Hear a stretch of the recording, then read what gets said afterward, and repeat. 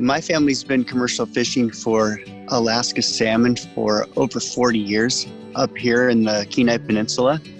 And I grew up doing this. We actually have 3 generations out here now fishing. We go completely dry where we fish on a low tide, so there's no water at all. And then there's almost 30 feet of water where we fish on a high tide. So it's that kind of fluctuation of water coming in and out of the Cook Inlet every 6 hours. I really like to explore places. So I try to get to a new place every year in Alaska. We go bear watching and fishing and hiking to glaciers. And I love everything about Alaska, really. He constantly tells us stories of this crazy time on a boat when they didn't know if they were going to make it and the net was twisted and like blah, blah, blah. And these crazy experiences, but that even though sometimes when he's telling these stories, I'm like, that sounds absolutely exhausting. Why would you continue to voluntarily do that? But he loves it and he continues to go with the challenge. And I think, and sometimes in research, things are really challenging, particularly, in his field of research, we do a lot of child research in the schools. And it's a territory that a lot of people don't like to go into because it's kind of messy and there's a lot of red tape and different things that restrict, but it's such an important field of research where we can really make a difference.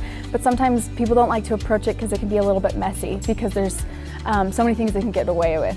But I think in both cases, he likes to go to the uncharted territory and really face the hard problems and ask the hard questions and then actually make a difference. So he's an outstanding researcher. He really is. He is one of the most resourceful researchers too.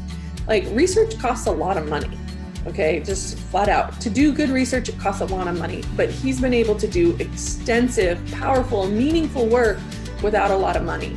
And he does it by having good collaborations with practitioners. So he's got good relationships with like SLPs in the schools or administrators or, specialists, people that work in the schools where he wants to do research. And then he also does it by having such a good, strong relationship with students. Like, the students flock to him, right? Because he's such a nice, empathetic person and he gives them such great attention. He is not a professor that is like, yeah, you're just one of the numbers, right? He'd never treat every single person that's in his office or is in his class is an individual to him, and he is 100% supportive of them. I mean, if anybody asked me what I wanted to do with my research, what the end results would be, they would sound ridiculously grandiose. And I'm not ashamed of that, though, right? That's the whole reason why I'm doing this research. That's the whole reason why I do the work that I do, is because I want to make a huge difference.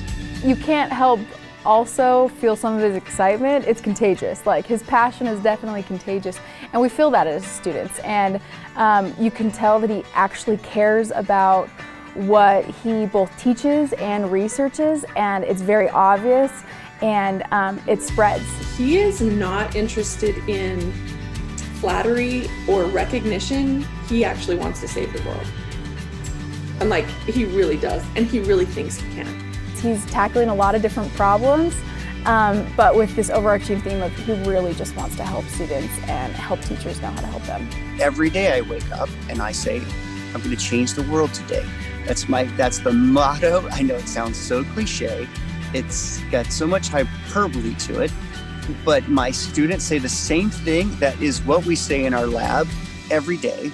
We're going to change the world, and it's just ridiculous enough that I believe that, and they do too, and that's why we do what we do.